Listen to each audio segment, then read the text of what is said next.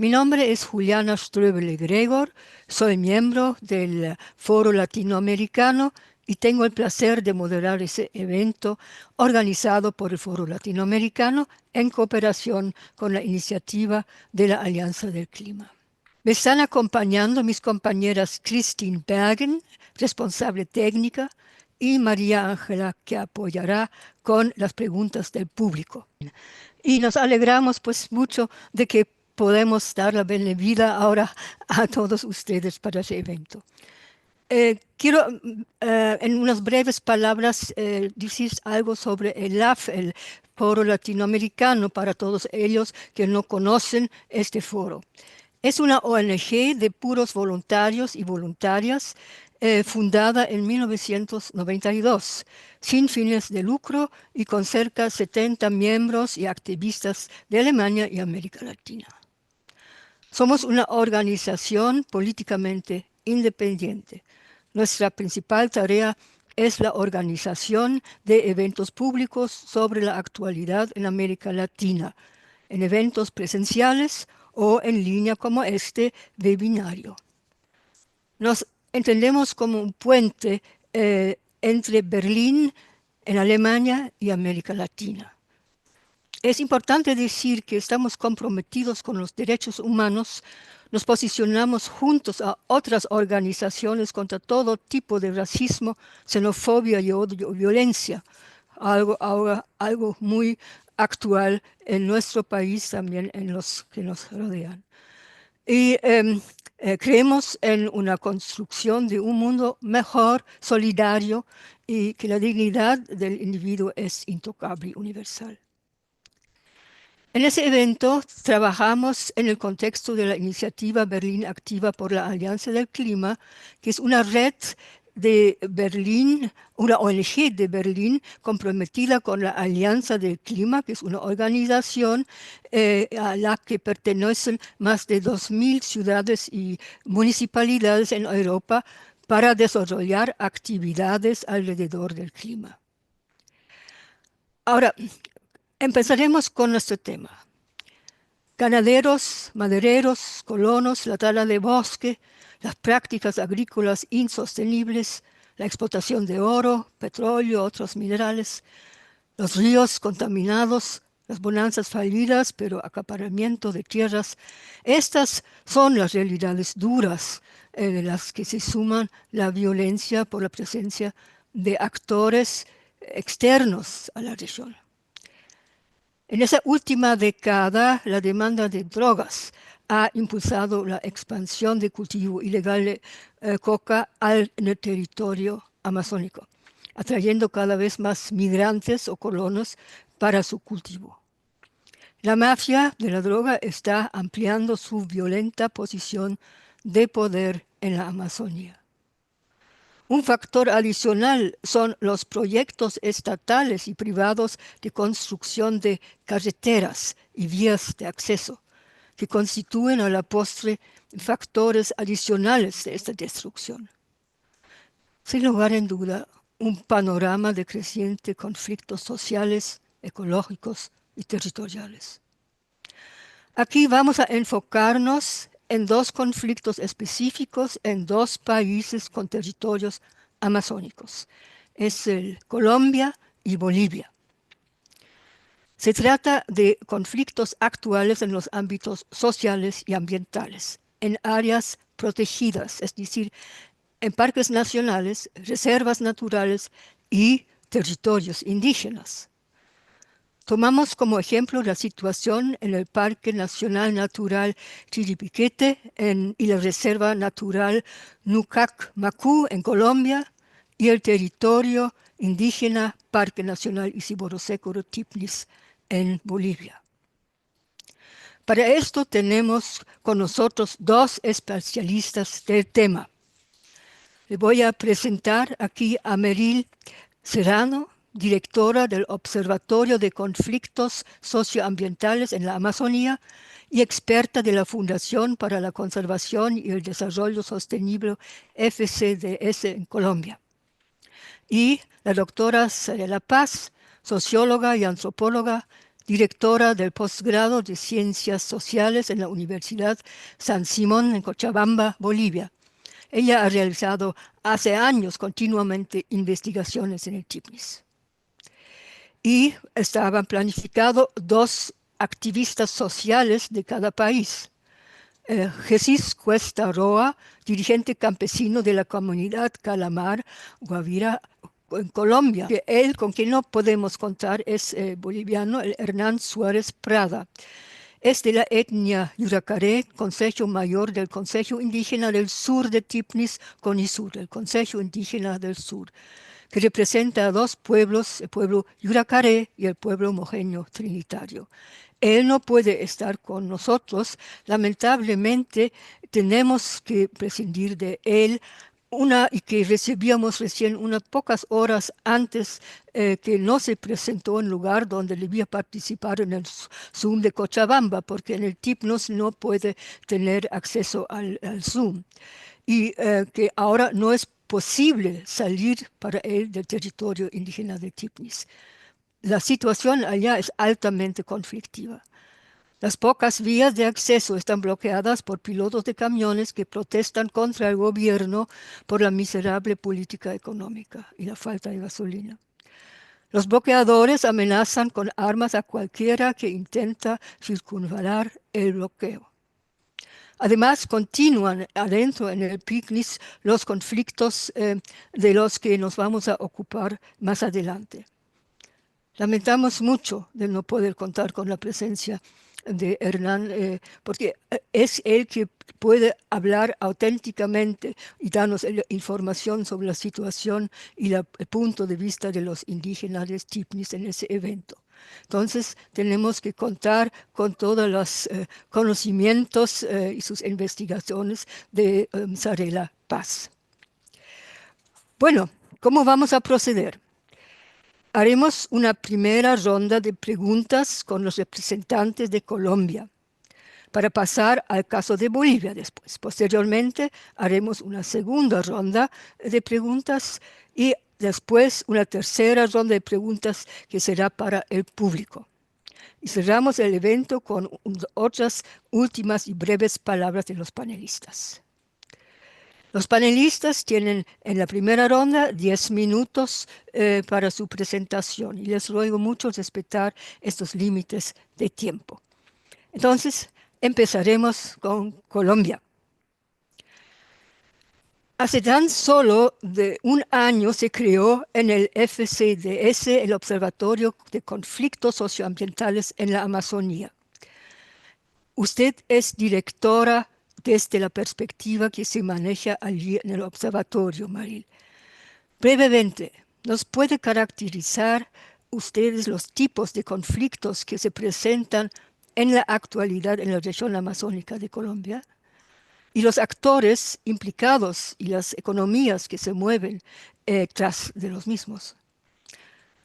¿Podría explicarnos en qué consiste exactamente el conflicto que se presenta en el corredor de la Reserva Forestal de la Amazonía, que se encuentra entre el Parque Nacional Chiribiquete y el resguardo indígena Lucac y la Reserva Natural Lucac-Macú? Muchísimas gracias por la invitación a participar en este espacio. Nosotros estamos muy agradecidos de hacer parte de este importante panel. Les quería contar que nosotros hacemos dentro de la Fundación para la Conservación y el Desarrollo Sostenible, donde yo trabajo, el monitoreo a conflictos socioambientales en la región, que incluyen 9 tipos diferentes de tipologías. Esas tipologías están asociadas a el desarrollo de actividades productivas que no están siendo realizadas acorde con las características y las particularidades del territorio y que en consecuencia están generando conflictos ambientales y sociales. Esas tipologías están distribuidas y asociadas a esas características productivas y en tal sentido incluyen ganadería, hidrocarburos, producción de agroindustria, de commodities en general, y adicionalmente temas asociados a gobernanza territorial. Juliana me pidió que les expusieran estos 3 minutos adicionalmente cuál era el conflicto que está en una carretera específica que les voy a presentar seguramente más adelante cuando Juliana lo considere en una presentación más detallada. Pero yo no enfocaría esto en un solo conflicto. Hay un sinnúmero de conflictos que tienen que ver con el desarrollo de estas vías, de esta situación en la región y que están incorporando temas asociados a los diferentes motores de deforestación que yo les contaba. Me está diciendo María Ángela por interno que por favor haga de una vez la presentación y entonces voy a proceder a hacerla complementando lo que les he dicho y para eso me voy a tomar un tiempo de 10 minutos. Entonces, como les decía, me voy a tomar 10 minutos para contarles en detalle lo que está pasando acá. Como me presentó Juliana, yo hago parte de la Fundación y del Observatorio de Conflictos Socioambientales y quería iniciar con esta diapositiva que muestra las transformaciones que han tenido los bosques tropicales en todo el mundo.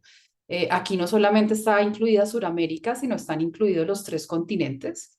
Y ustedes ven que en zonas de colores rojos y amarillos se están poniendo en los espacios donde se están desarrollando en este momento commodities y donde adicionalmente pues se ha hecho procesos de deforestación para poder suplir esa producción de commodities. En este momento los bosques más conservados en la región se encuentran en la porción noroccidental de la Amazonía, noroccidental de la Amazonía. Y esa porción noroccidental de la Amazonía está ubicada en territorios de Colombia, Ecuador, Perú, Bolivia y una parte de Brasil, donde todavía están los bosques más conservados de ese país. Como les mencionaba, nosotros analizamos cuáles son los conflictos socioambientales que están generando esa transformación, que están ahí en esta diapositiva, y adicionalmente estamos pensando en las rutas para la resolución de esos conflictos, sabiendo que las rutas son diferentes. Unas tienen que ver con la aplicación de la ley, o sea, con trabajo con fiscalía, con procuraduría, y otros tienen que ver con la resolución propiamente dicha de esos conflictos a través de otras estrategias de manejo.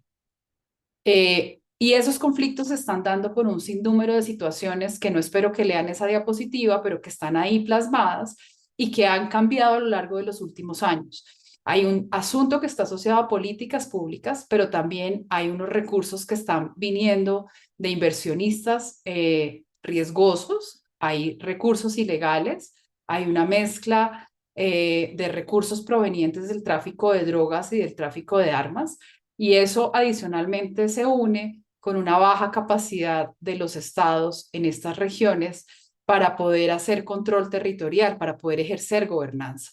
Y adicionalmente con una presión por la producción de esas commodities que yo les contaba hace un momento, incluyendo que la tierra en estas regiones no necesariamente tiene un valor que representa la biodiversidad que tiene. Las tierras son tierras públicas, que lamentablemente están siendo objeto de todo este entramado criminal que está pasando en este momento en la Amazonía y que está permeando los diferentes países de la región. Aquí hay un video muy pequeño de una vía que está al interior del Parque Nacional Natural La Macarena en Colombia. Y si ustedes la ven, es una vía que es evidente al comienzo del video, pero que luego se va metiendo entre el bosque. Y que está claramente ocasionando la fragmentación de los ecosistemas allá presentes y está ocasionando la pérdida de la biodiversidad, pero también está ocasionando que esto tenga un impacto global. En Colombia, cada día se construyen 7.5 kilómetros de vías ilegales. Eso es una longitud enorme. Y nosotros hemos calculado que en los últimos años, los últimos 4 años, la red de vías ilegales es superior a o cercana a los 2.800 kilómetros, que son cifras impresionantes porque además tienen relación con la presencia de otros motores de deforestación. Y precisamente en esta presentación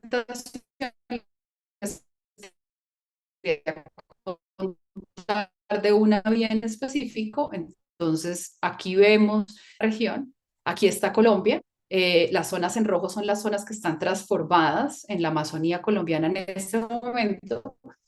Y dentro de esas zonas transformadas hay un espacio que nosotros llamamos el arco noroccidental de deforestación, donde se encuentra la vía de la que les voy a hablar, que es la vía que está en el óvalo de color negro en la imagen de la derecha. Y es una vía que está conectando dos ciudades en la Amazonía, dos pueblos pequeños en la Amazonía, que se llaman Calamar y Miraflores, en el departamento del Guaviare. Es esta vía, lamentablemente. Y es una vía que está siendo construida en el marco de esos procesos de ilegalidad que les contaba hace un momento y que lamentablemente está ocasionando una pérdida significativa de bosques, pero además una transformación territorial importante. Y aquí hay un ejemplo de esa transformación. Si ustedes se fijan en el recuadro blanco que hay en estas imágenes, ustedes van viendo cómo al comienzo de la rotación de imágenes hay solamente bosques, como los que estamos viendo en este momento. Empieza a aparecer la vía y luego el proceso de transformación es impresionante hasta el año 2024, que es la última imagen que ustedes pueden ver ahí.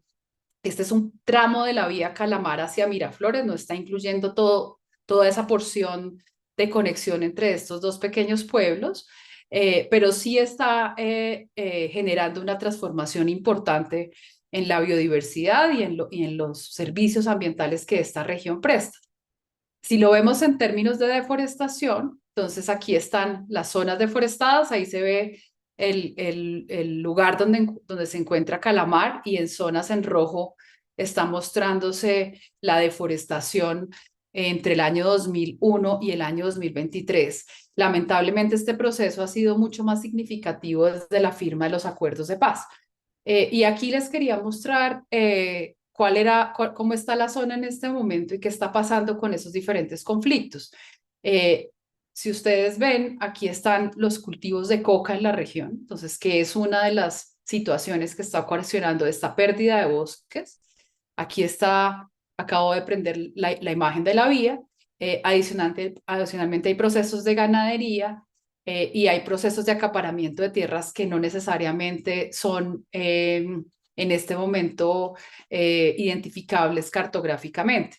Pero quisiera también llamar su atención sobre la presencia de áreas protegidas que las mencionaban hace un momento, que es la Reserva Natural Nucac y el Parque Serranía de Chiribiquete, de territorios indígenas que nosotros tenemos el deber de salvaguardar, que están en las zonas que acabo de prender, y adicionalmente de una figura que se llama en Colombia la Ley Segunda de 1959, que busca proteger los bosques en la región y garantizar también que ese patrimonio que es de todos los colombianos permanezca en el tiempo. Al ver un detalle específicamente de esos motores, aquí les cuento que uno inicialmente pensaría que el cambio está asociado a poder generar comida, a poder garantizar que los campesinos tengan comida. Y aquí está la vía Calamar Miraflores, donde uno ve la estimación de ganadería, y aun cuando sí es significativa, no es una cosa que esté generando una mayor transformación. Entonces, para nosotros, la causa está asociada a otros factores. Aquí hay de todas maneras un número de cabezas de ganado importante, hay una comparación con los demás lugares de la región, y es importante identificar que la ganadería sí está teniendo afectación, pero que no es la única razón. Si lo vemos en términos de acaparamiento de tierras, y yo aquí tenía el ovalito que les puse en la otra imagen donde está la vía, uno sí ve que hay un proceso de deforestación acelerada, que no está siendo ocupada por ganadería y que a nosotros nos indica que hay un proceso asociado a acaparamiento de tierras. Si lo vemos en términos de vías, y no quisiera que estuvieran mirando mucho ese mapa, sino las cifras que están a la derecha, y es que la malla vial está aumentando significativamente, lo que constituye otro de los conflictos en la región. Si ustedes ven, en los últimos 4 años casi se ha duplicado, y eso significa una pérdida enorme de biodiversidad con las implicaciones que ello conlleva. El otro elemento importante tiene que ver con los cultivos de uso ilícito que se han incrementado sustancialmente en la zona, como ven en la tabla que les muestro, y que se ven mucho más específicamente en esta imagen, donde uno también explica un poco a qué están asociados esos procesos de deforestación, que no se deben únicamente a ganadería. Y tengo dos diapositivas finales donde les quiero mostrar las afectaciones también en los pueblos indígenas. Y es que al lado de la reserva Nucac está el resguardo Nucac, que es un pueblo nómada que fue contactado hace poco en una zona que se conecta adicionalmente con el Brasil. Y aunque ese contacto les obviamente tuvo influencias en temas culturales, les quería mostrar cómo era en esa imagen los indígenas Nucac cuando fueron contactados en el año 1988 y cómo son ahora. Y eso pues evidentemente muestra un impacto significativo en su cultura, que además está siendo afectada por todo este proceso que les mostré y que está relacionado con temas de coca, con temas de ganadería, con temas de acaparamiento de tierras.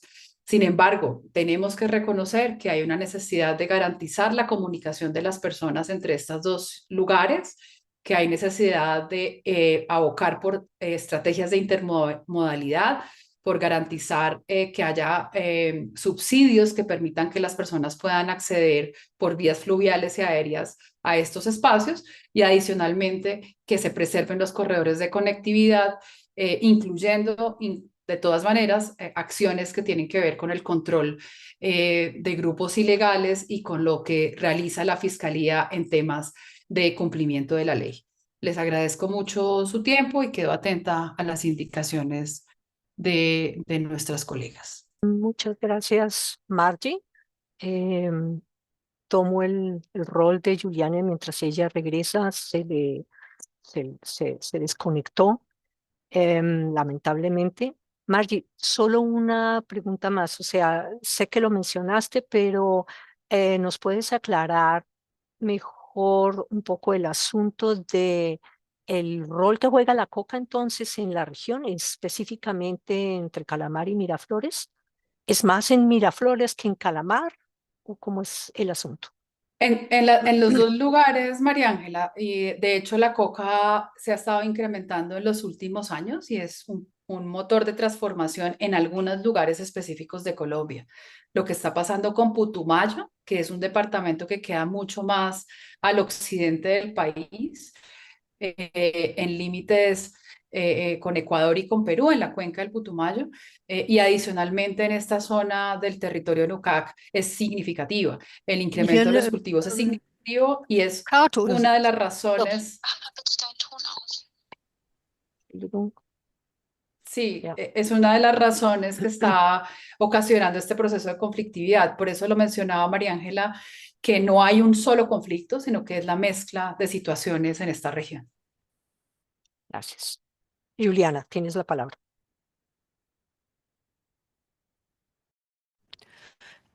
Yo tengo otra pregunta. ¿La construcción de vías en ese corredor y carreteras constituyen un problema para el Parque Chiripeque y la Reserva Natural y el resguardo indígena? Claro, evidentemente, y lo mencionaba cuando hablaba de los grupos NUCAC, y es que el hecho de que esto está sucediendo está cortando corredores por donde ellos se desplazan, está cortando posibilidades de tener sitios sagrados para ellos, y adicionalmente está impactando dos áreas que para nosotros en Colombia son muy importantes, como es el Parque Chiribiquete y la Reserva NUCAC que pues necesariamente deben ser protegidas porque están garantizando, salvaguardando la biodiversidad y los servicios ambientales, como lo mencionaba en mi presentación. Ya, muchas gracias. Ya, entonces vamos a invitar a Jesús. Si continuamos con él, sí, aquí está. Jesús Cuesta, usted puede abrir su micrófono y su video. ¿Me escucha? Hola, muy buenas tardes para todos. Hola, Dios les buenas bendiga. tardes, Jesús. Sí, yo tengo dos preguntas para usted. Una que se refiere a usted mismo. ¿Desde cuándo se encuentra usted viviendo en esa región? Y ¿vive y trabaja usted siempre en el territorio y con un título, sin tener título de propiedad? ¿Y qué rol juega usted en la comunidad específicamente? ¿Cuál es su relación con las comunidades campesinas y colonas de su región o también de las indígenas en la región? Muy buenas tardes, ¿me escuchan perfectamente?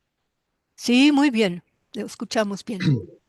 Bueno, de antemano me disculpo porque en mi municipio hoy no hubo fluido eléctrico, entonces estoy por acá donde unos amigos conectados para no quedar mal en la reunión.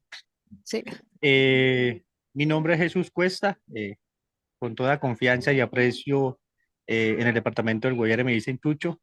Soy nacido y criado en ese departamento, más exactamente en el municipio del Retorno. Nací y me crié en el municipio de Calamar, campesino siempre. Soy hijo y nieto de colonos del municipio de Calamar. Durante todo ese tiempo eh, he sido líder estudiantil cuando estaba en la escuelita, personero estudiantil. Luego tuve la oportunidad de ser concejal del municipio de Calamar. Tiempo seguido también presidente de sus juntas del municipio de Calamar y actualmente me desempeño como enlace comunal del municipio. Soy la persona que articula todo el proceso institucional con las juntas de acción comunal, que es la organización de base que tiene el Estado colombiano en los territorios. Eh, mi rol siempre ha sido desde muy niño ser líder campesino. Aquí hemos creado hojas de ruta para presentarle a la institucionalidad eh, como posibles soluciones y alternativas a la problemática socioambiental que hay en Guaviare. Aquí hemos pasado por varios fenómenos, el fenómeno del auge de la coca, fenómenos de la violencia, y en este momento vivimos un fenómeno bastante triste, bastante preocupante, que es el de la deforestación, el del cambio climático muy fuerte, y pues estamos enfocados en eso. Quizás gran parte de esas problemáticas surgieron de la ausencia del Estado colombiano, de una colonización inducida, donde no se tuvo en cuenta el ordenamiento territorial, donde, donde durante el fragor del conflicto armado la institucionalidad pereció en esos territorios y fue única y exclusivamente las mismas comunidades que a su manera, fueron construyendo lo que hoy somos. Eh, Eso, a grosso modo, es como la lectura de contexto de mi territorio y pues de quién soy yo. Entonces, el conflicto armado estaba también ahí muy presente en la región.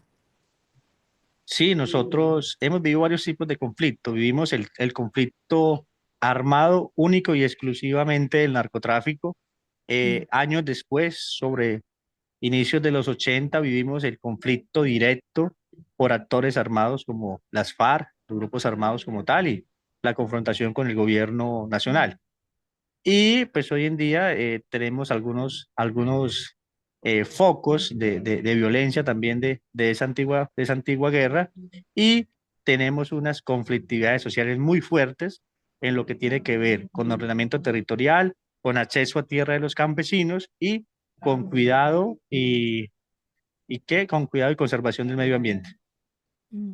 Ah, sí, medio ambiente, eso es el tema. ¿Cómo se ha desarrollado la situación de comunidades campesinas ahora ya sin título y también comunidades indígenas en las áreas naturales? ¿Qué efecto han tenido ahora estas presencias a los indígenas, pero a las presencias también a la presencia ecológica, a la situación? Había mucha deforestación para los campos cultivos o cómo hay que pensar cómo se ha desarrollado allá. No, en el municipio de Calamar y Miraflores hemos tenido un punto favorable, y es que la relación entre colonos y comunidades indígenas es una relación muy armónica. Digamos, para el municipio de Calamar tenemos dos resguardos indígenas. El resguardo indígena Elitilla, muy lindo, muy hermoso, que son los guardianes del Parque El Chiribiquete, y tenemos el resguardo indígena La Yuquera sobre la margen del río Unilla. Eh, Ha sido muy pacífico la relación entre colonos y comunidades indígenas, e inclusive son muy amigos, articulan procesos, son muy respetuosos el uno con el otro.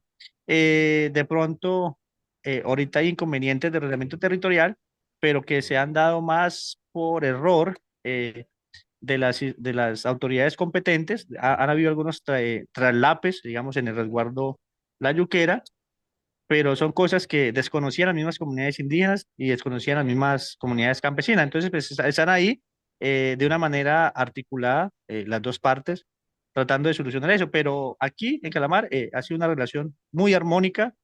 Las comunidades indígenas que hay acá son un faro moral para los colonos. Ellos en su cuidado de la Pachamama, como ellos la denominan desde su cosmovisión, ellos son garantes de la conservación, del cuidado. Eh, por ahí tuvieron algunas dificultades aisladas, que en algunos resguardos, pues cuando el auge de la coca, pues hubo coca, pero ya en ese momento no hay, ya eso se ha logrado trascender. Y pues ese es como el contexto en esa relación entre campesinos y comunidades indígenas. Ujú.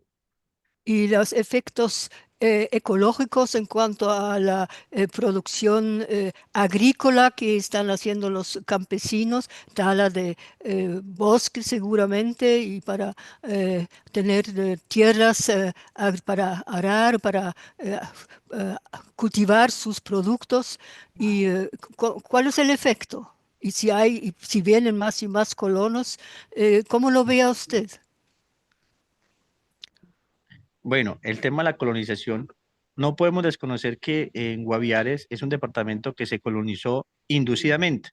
El interior del país, Colombia, estaba el fragor del conflicto armado entre liberales y conservadores, y aquí se trajo colonos por parte del mismo Estado bajo una frase que se denominaba tierras sin hombres para hombres sin tierras.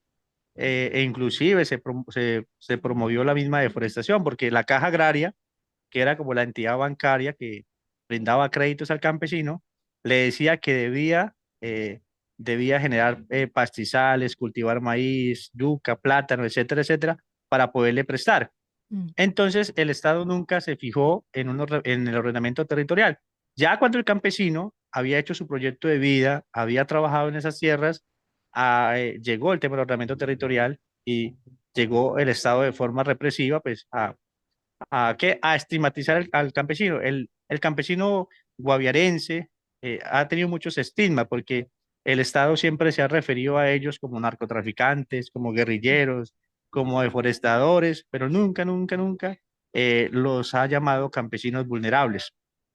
Entonces, el tema de la deforestación. No, en Calamar, precisamente donde yo soy, nosotros agrícolamente no somos muy productivos.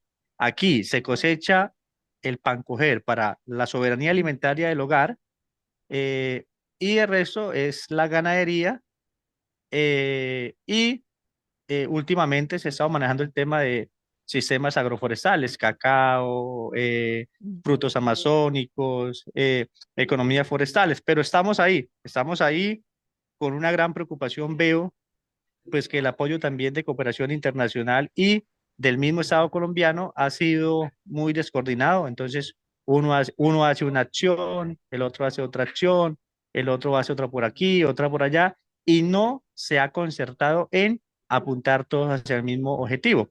Hoy por hoy se habla de economías forestales, se habla de pagos por servicios ambientales, se hablan de muchas cosas, pero realmente, Mm. Se desapareció. Se desconectó, me Jesús, parece, se por... desconectó.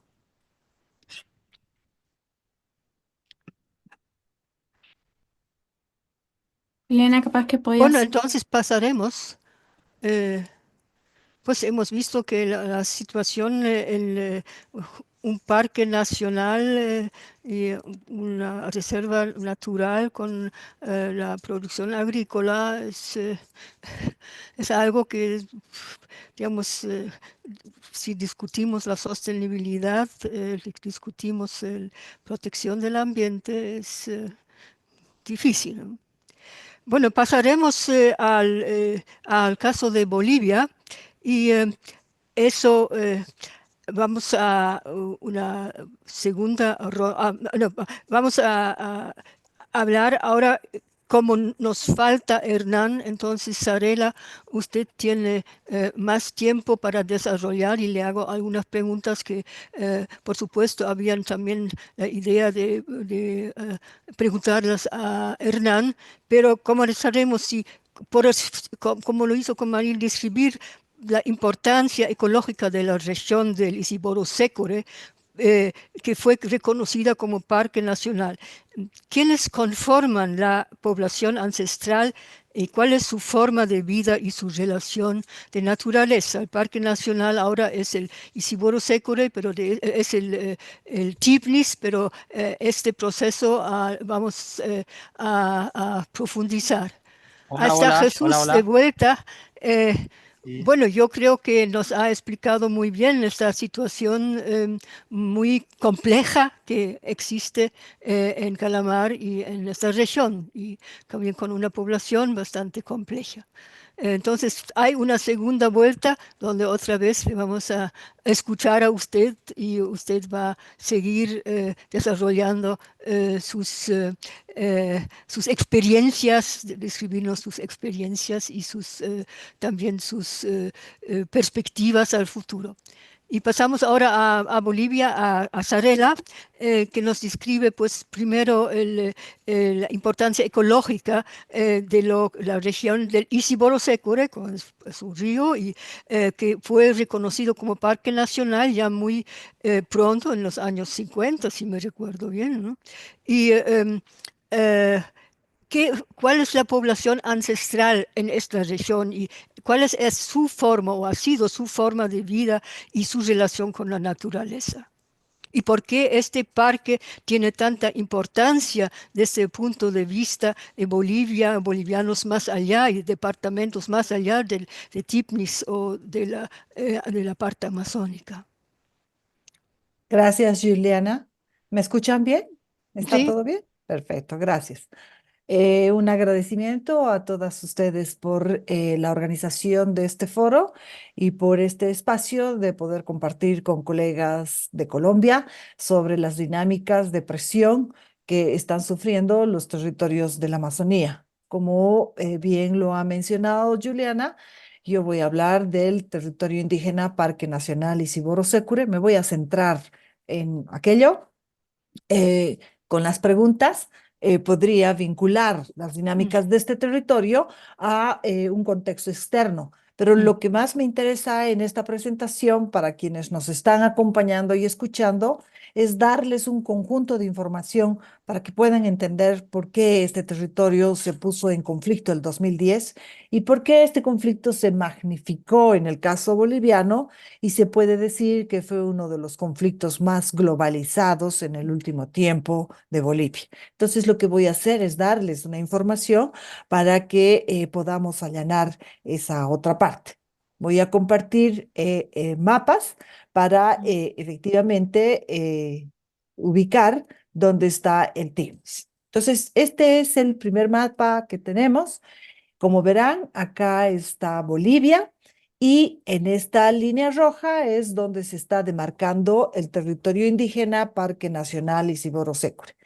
Este mapa me sirve para plantear la introducción a las dinámicas de conflicto que va a vivir este territorio en las décadas venideras. Como ustedes verán, la línea roja está definiendo un espacio. Tendría que agrandar mucho más para que nosotros identifiquemos los ríos, pero eso no lo puedo hacer porque se va a poner muy chiquito y muy local va a ser. Entonces no van a entender, quienes no conocen Bolivia, no van a entender estas dinámicas. Lo que sí quiero decirles es lo siguiente, que sí es importante para este territorio. En esta región llamado Sécure e Isiboro, porque básicamente la línea roja es el río Sécure y la otra, la que se dirige más hacia el sur, es el río Isiboro. Y esta línea que viene pegada a lo que es la serranía es justamente el subandino. Entonces, en general, esta era una zona, fue una zona de ocupación territorial de pueblos indígenas como los yuracarés y los mojeño trinitarios.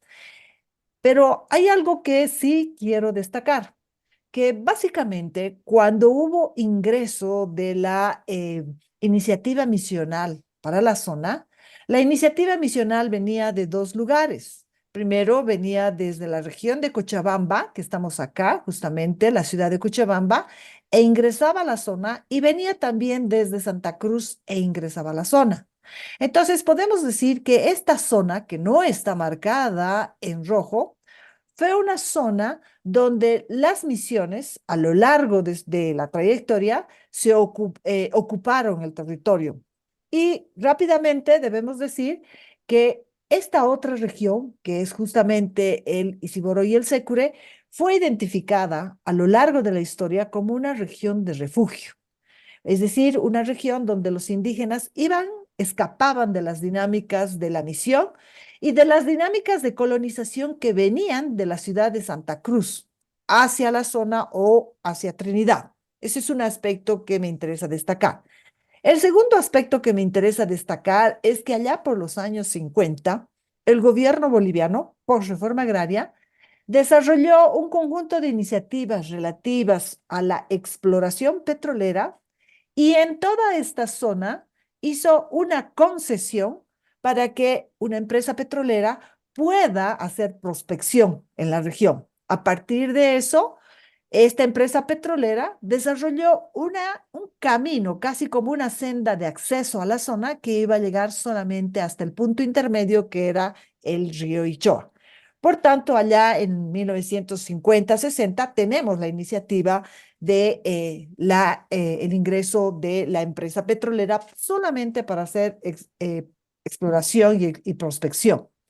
También quiero mencionar que como parte de los planes de 1952 post-reforma agraria, se concibió que la región de Cochabamba, todo lo que sería, digamos, el trópico de Cochabamba, pero también la región del departamento de La Paz, se concibió que tenían que ser zonas de colonización para los campesinos quechuas y aymaras, a quienes se les estaba repartiendo la tierra en Occidente.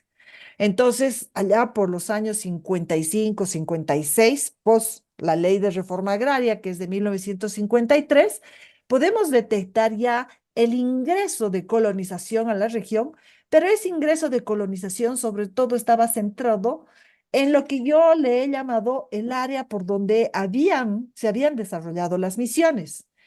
Y solo a partir de la década del 70 se puede detectar el ingreso, justamente por esta brecha que hizo la petrolera, al territorio indígena Parque Nacional Isiboro Sécure.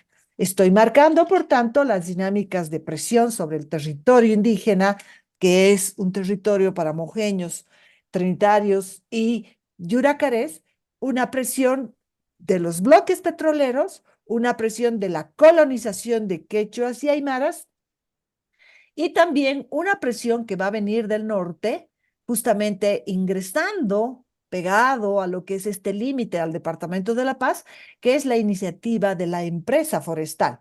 En los años 70 tenemos acá en toda esta región importantes concesiones forestales que van a presionar sobre el territorio. Y finalmente, en la región media vamos a encontrar una presión de ganadería que va a venir sobre todo impulsada desde la ciudad de Trinidad, o sea, desde lo que le llamaríamos el centro de las sabanas de Mojos, los llanos de Mojos, que van a ir presionando sobre este territorio. Bien, dicho esto, voy a compartirles mi otro mapa, que está relativo a lo que es ya un periodo más actual.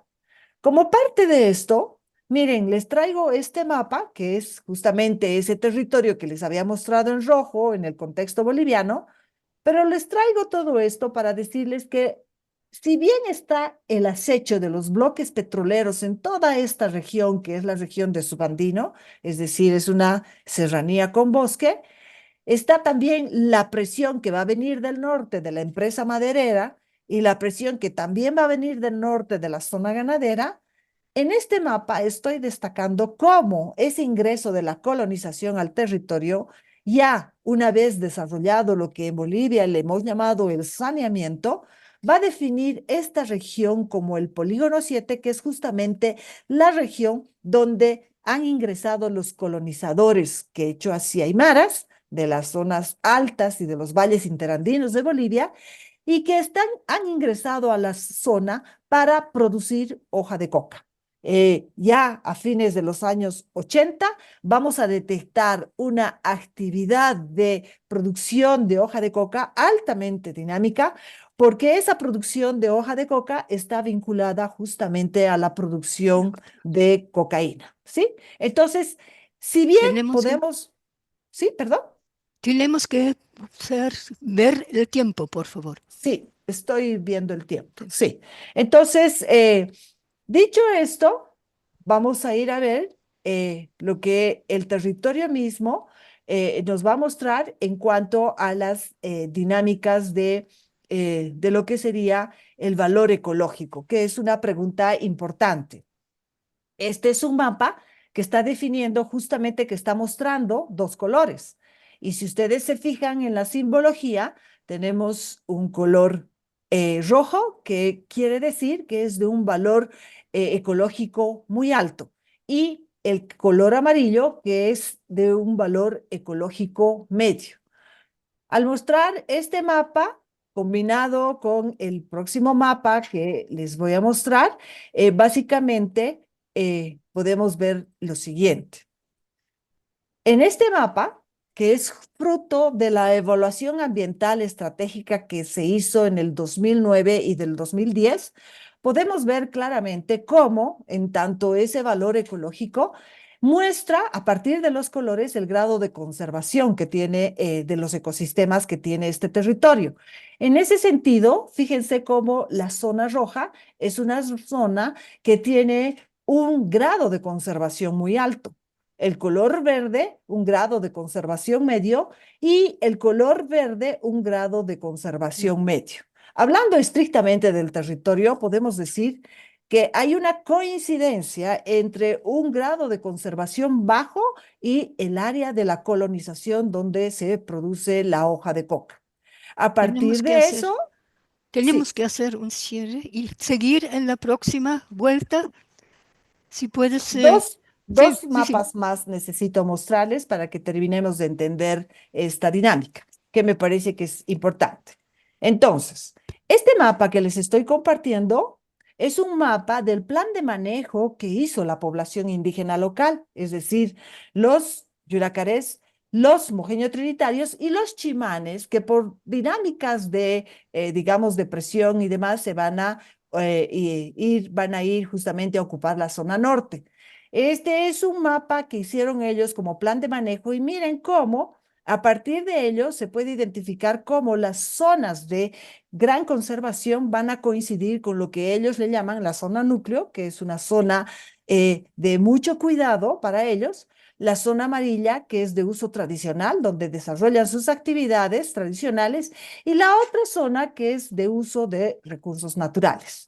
Entonces, a partir de esto, el último mapa que comparto es el siguiente, que es lo que va a explicar el conflicto que posteriormente lo vamos a desarrollar mejor.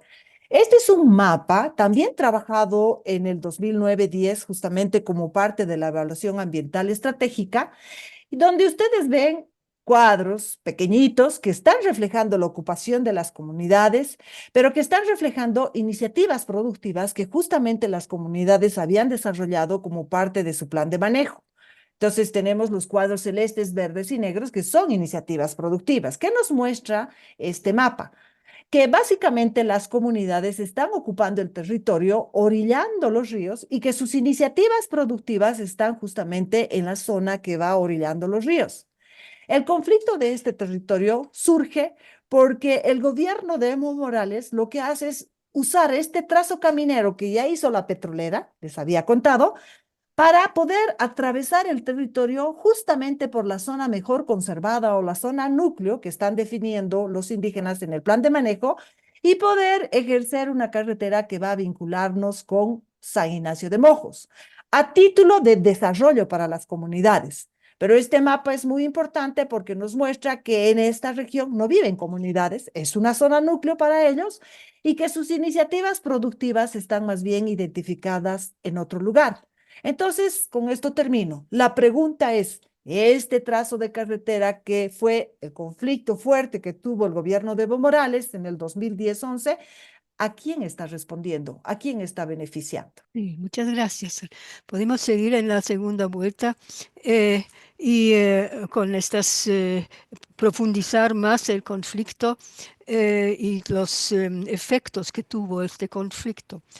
En la segunda ronda, otra vez empezaremos con Colombia y con Maril. Y ahí tengo la pregunta. ¿Han identificado en la región Calamar y Miraflores dinámicas típicas que caracterizan el proceso de ampliación de la frontera de colonización e incursión de actividades económicas no sostenibles en esa región? ¿Y cómo identifican qué tipo de actores deforestan las grandes porciones y qué intereses económicos están detrás?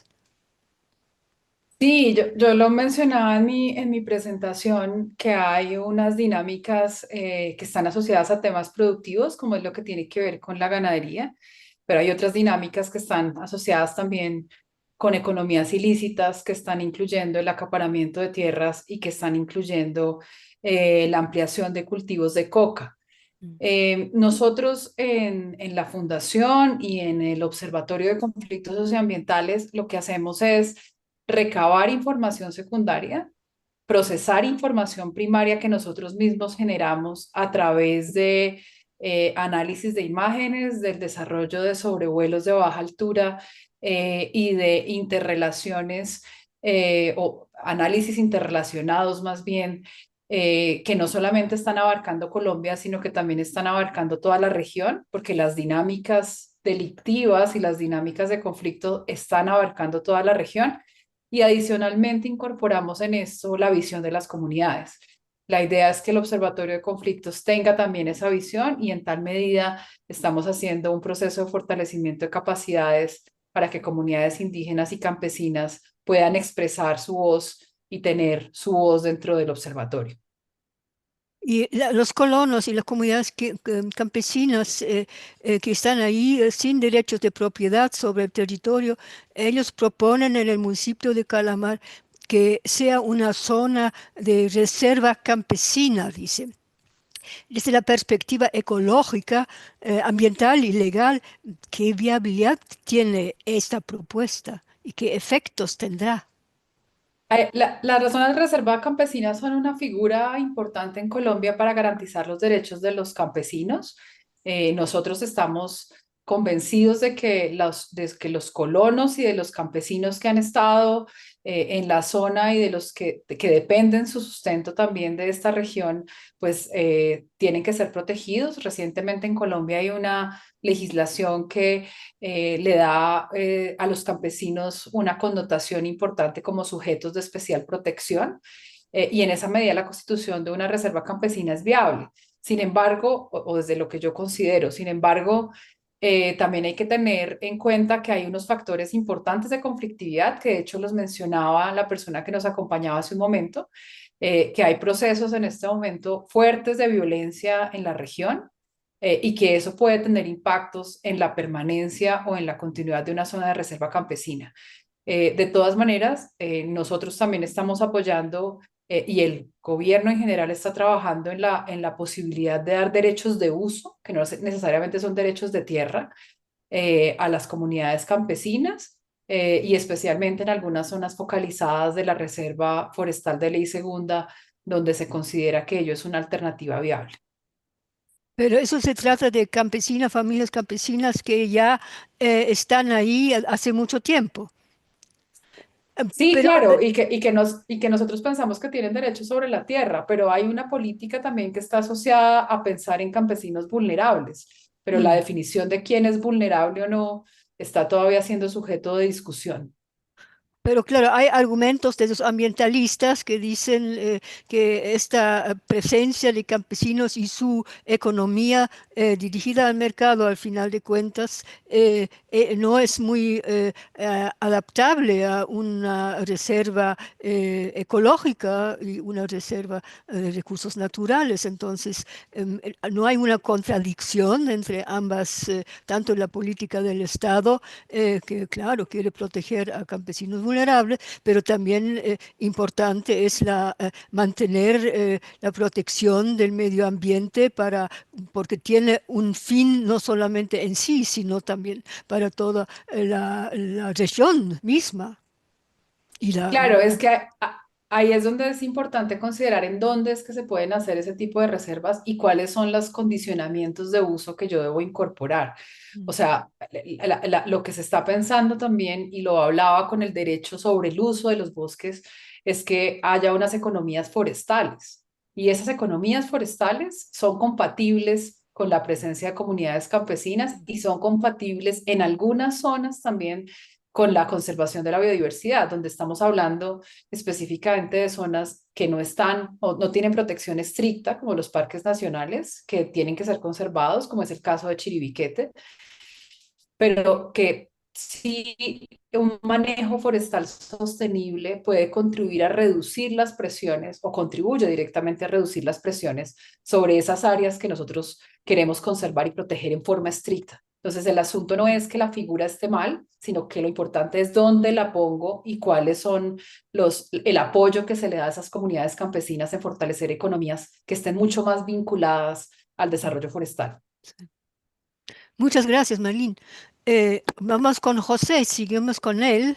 Y otra vez quiero volver, usted lo topó un poco el tema de la coca. Ayer en la televisión alemana se pasó un documental actual sobre el cultivo de coca en la Amazonía colombiana y que por el bajo precio de la coca actualmente tienen que cultivar muchísimas hectáreas para tener lo que antes tenían en muy pocas. ¿Cómo es con el cultivo de coca en esa región? Jesús,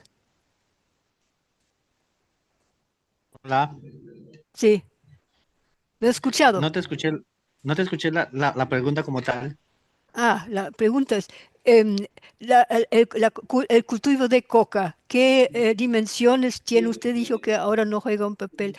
Ayer le dije, pasó una documental en la televisión alemana sobre el cultivo de coca en Colombia, que está ampliándose porque el precio de la cocaína y de coca ha bajado tanto que necesitan cultivar mucho más hectáreas para tener los mismos ingresos que tenían antes.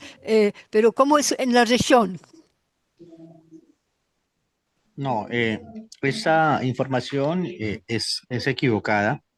Inclusive el cultivo de coca ha disminuido en cuanto a la cantidad de hectáreas, pero se ha maximizado en cuanto a a la cantidad de kilos, porque lastimosamente han habido mejoramientos genéticos en la planta y digamos desde hace unos 4 años atrás, eh, la planta ha triplicado su capacidad de producción.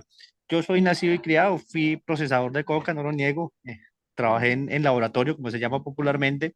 Ah, Habían especies, eso se tabula por porcentajes, digamos, la coca, cuando estuvo el auge del narcotráfico en Colombia, la coca producía un 14, un 13, un 16%, quiere decir 16 gramos por arroba.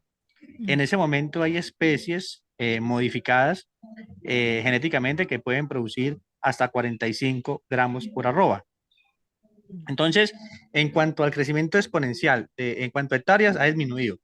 Y otra cosa, es una mentira, y yo lo puedo demostrar técnicamente con el conocimiento empírico y con el conocimiento profesional, si es necesario, que el cultivo de coca sea un patrón de deforestación.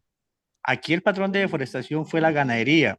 ¿Y por qué fue la ganadería? Porque fue la única alternativa que tuvo el campesino abandonado en esos territorios para sustituir la coca. Te coloco un ejemplo. Un kilo de coca tú lo puedes llevar en un bolso a la espalda y caminar 6, 7 kilómetros hasta llegar a un pueblo, venderlo y ganarse 15, 16 millones de pesos. Pero tú no puedes coger una tonelada de plátano, una tonelada de yuca, una tonelada de café, de chocolate y llevarla en los hombros hasta el centro de acopio para venderlo. Mientras que el ganado, tú puedes movilizar 200, 300, 400, 500 reses hasta un centro poblado por dentro de la montaña, si es posible, y no necesitas llevarlo a tus espaldas, ni llevarlo en un camión necesariamente.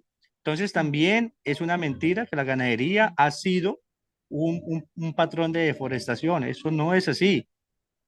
Otro tema, en Guaviare sí hay acaparamiento, pero aquí no hay la figura de terratenientes todavía. Aquí hay, digamos, en mi municipio hay 2, 3 casos que son de conocimiento popular, todo el mundo los conoce. De resto son campesinos vulnerables que no han tenido otra alternativa. Eh, ¿qué es lo que hay que hacer acá? Vea, el gobierno colombiano ha sido muy necio, muy terco en la solución. Hombre, ya hoy Colombia tiene que aprender de sus errores. El daño está hecho. El mismo Estado ayudó a promover esa colonización. Hoy, ¿qué hay que hacer? Reconocer que hay intervención de campesinos, individualizar quién es el que está allí y entregarle el acceso a esas tierras de ese campesino mediante un acto administrativo que garantice que el campesino puede estar allí, que puede habitar, que puede desarrollar su vida, pero que se tiene que comprometer a cuidar los recursos naturales que aún quedan en pie y diseñar un plan de manejo o un plan de recuperación. El campesino está preparado para eso y se lo ha proponido al gobierno en diferentes mesas. Aquí donde estoy hoy, estoy al lado de una reunión donde hay más de 1.500 campesinos en una pelea, la más tremenda, con la Agencia Nacional de Tierras, que es la autoridad competente en el tema de acceso a tierras en Colombia, con el tema de los previos. Están ahí discutiendo que ese campesino que lleva 40, 50 años en esos territorios, que el Estado nunca le dijo que era ilegal, antes le llevó escuelas, acueductos, alcantarillado, energía, etcétera, etcétera, y que hoy los quiere desconocer. Entonces están en esa discusión. Para mí como líder social, conociendo, viviendo esta situación, el daño que hoy ya se hizo es irreparable. Tratar de remediarlo es elevadamente costoso. El campesino, vea, no hay nadie más que cuide el medio ambiente que el mismo campesino. Si yo a un campesino le entrego 50 hectáreas que aún le quedan, le digo, usted no me puede tumbar un palo, ese campesino le va a cuidar sus 50 hectáreas. Estén seguros de eso. Pero lo que pasa es que el Estado no ha dado esas soluciones porque se le acaba la vaquita de leche, se le acaban las gallinas del huevito de oro, y también a las agencias de cooperación y también a muchas instituciones, ONG, etcétera, etcétera, de canalizar recursos a nombre del campesino. Porque realmente los recursos de cooperación internacional al campesino no le está llegando nada, le está llegando charlas, capacitaciones. Hay un dicho popular del campesino en Colombia que dice que ya parecen carros viejos, de taller en taller. Y por ahí algunas organizaciones, las más pilosas quizás, traen árboles para la reforestación. Esos arbolitos, sin un cuidado, sin una trazabilidad, sirven en comida para las hormigas en el próximo verano. Y no estamos reforestando la Amazonía en nada. Entonces, solución, saber quiénes son los que están allí, de qué viven, cómo viven y reconocerlos, darles esa ocupación y obligarlos, sí, hay que obligarlos al campesino a cuidar lo que hoy tiene y a que por nada del mundo la frontera de colonización se puede volver a extender. No puede haber una finca más. Ahí tiene que frenarse bajo ese compromiso. Y es la solución absoluta. Se acaba el problema de deforestación, se acaba el problema de acaparamiento de tierras, se acaba todos los problemas socioambientales, sino que es que el gobierno tristemente no ha querido. Otra pregunta, ¿y por qué llaman las comunidades campesinas y colonas de la región la carretera Calamar-Miraflores la vía de la legitimidad?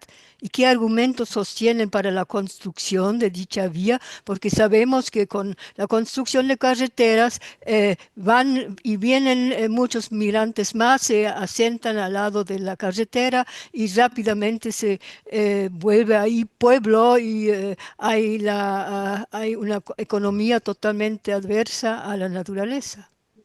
Bueno, el tema de la vía Calamar Miraflores tiene 3 circunstancias.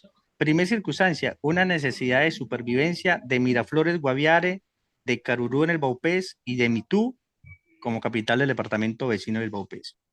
Ellos tienen dos opciones de llevar alimentos. Una es vía aérea desde el interior del país o la otra es vía fluvial desde nuestro municipio de Calamar.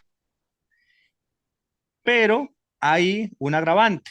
En los meses de verano, el río baja su caudal, entonces se quedan incomunicados por vía fluvial. Entonces, llevar alimentos, llevar víveres, llevar salud, llevar institucionalidad allí por el medio aéreo es muy, muy costoso. La vía ayuda a que se disminuya el costo de vida. Eso es un tema. Esa es la primera circunstancia. Segunda circunstancia, esta carretera está desde hace más de 50 años. Lo que pasa era que era un camino de herradura, año tras año se ha ido mejorando. ¿Qué ha pasado? Ese es otro error también tangible que hay y que muchas veces las organizaciones hacen daño en sus manifestaciones, y es que la vía es el motor de deforestación. No, esa carretera sí está de 40 años. Ahí estaban esos campesinos ya fundados, sino que en ese tiempo tumbaban solamente 3, 4, 5 hectáreas para sembrar su coca y sembrar su palcojer. Al acabarse la coca, al no tener ya comercialización para su palcojer, ¿qué hicieron? Pues tumbar bosque para tener sus ganaderías. Ese fue el problema y ese es el problema socioambiental que hay que enfrentar y que hay que corregir. Pero, pero también hay que reconocer, y para nadie es un secreto, que allí han sido las juntas de acción comunal, las comunidades, los que han entregado esas tierras a los campesinos, también bajo un control de los actores armados, en ese momento de la FARC. Y aquí hay una gran contradicción. En los medios de comunicación, las diferentes organizaciones dicen que no, que es que los grupos armados y que las FARC son deforestadores y que son acaparadores de tierra. Hombre, eso es una gran mentira. Si hoy la Amazonía está en pie, es gracias a los grupos armados, lastimosamente, sin yo ser afín a ellos, sin pertenecer a ninguno de ellos, pero ha sido la mano fuerte del fusil, el que ha controlado el acaparamiento de tierras y la deforestación. Aquí a la autoridad ambiental, aquí al Ministerio de Ambiente, aquí a la Fiscalía, aquí a las fuerzas militares, la gente le toma el pelo, le mama gallo, como se dice en nuestra tierra. Pero cuando llega una orden de la guerrilla de que no se puede tumbar una hectárea de tierra, no la tumban. No la tumban porque saben cómo es las represalias. Entonces, no podemos andar diciendo por el mundo que es que los grupos armados están deforestando y acabando con la Amazonía. Eso es una gran mentira. Que la coca, hombre, la coca aquí ya es historia patria. Aquí, hoy en día, las hectáreas de coca las puedo contar en los dedos.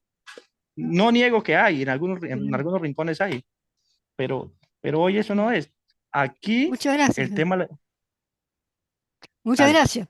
Ya, ese tema de la coca y de las construcciones de carreteras nos va también ahora a preocupar en Bolivia. Si otra vez voy con Sarela, ahora estaremos ya en ese proyecto que, bueno, ya se había inventado, creo, Banzer, ya una carretera entre Cochabamba y Trinidad, pero Evo Morales lo hizo como su proyecto y esto fue, digamos, fundó un conflicto enorme en esa región. ¿Nos puedes hablar de eso?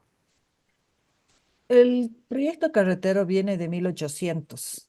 Es un proyecto de conectar directamente Cochabamba con Mojos. O sea que es un proyecto muy antiguo y en la historiografía se detecta como el camino marginal de la selva.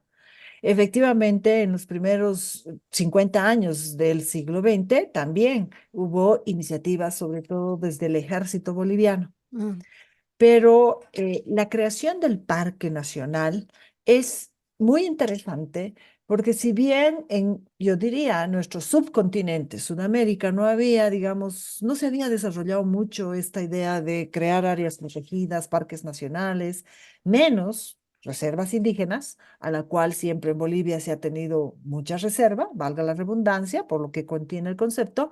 Lo cierto es que la creación del parque tiene que ver con la iniciativa de que esta colonización de campesinos, quechuas y aymaras que está viniendo a la zona va a ingresar a esta región que, como les he dicho, esa se había convertido en una zona de refugio para los indígenas. Entonces, viene como parte de una iniciativa de decir, crearemos un parque nacional, no un territorio indígena, sino un parque nacional para detener estas iniciativas de la colonización.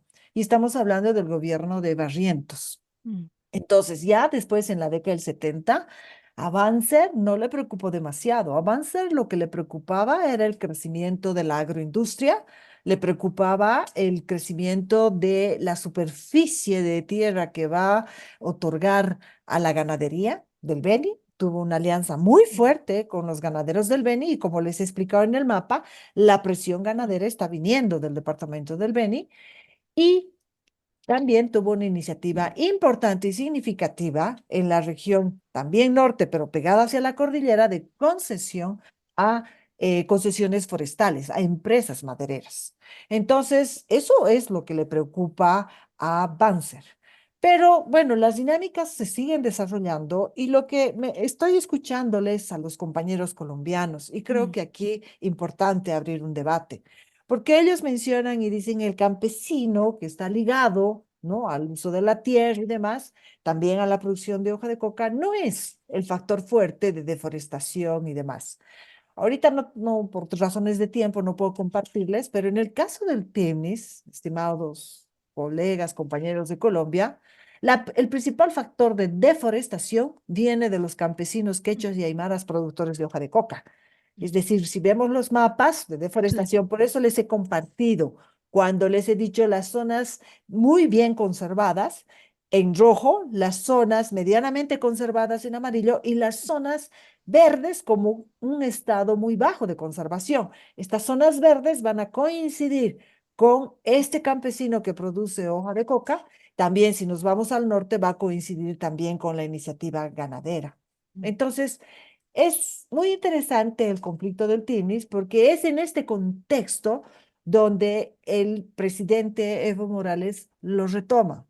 Entonces, viendo los mapas, si tienen memoria, he hablado del Polígono 7, que es esta área que está ingresando al Parque Nacional, que también ya se nos vuelve territorio indígena en la década del 90.